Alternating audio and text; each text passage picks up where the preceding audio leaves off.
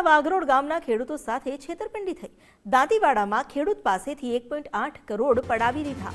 જમીન આપવાના બહાને 4 દલાલોએ રકમ પડાવી। જમીન માલિક અને દલાલોએ મળીને ખેડૂતને છેતર્યો।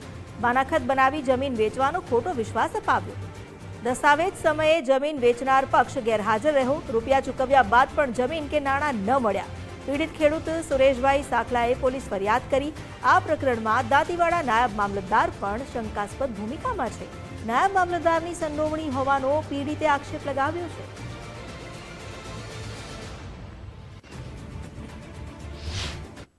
8,41,000 रुपया मारी जोड़ेथी ए लई गेला।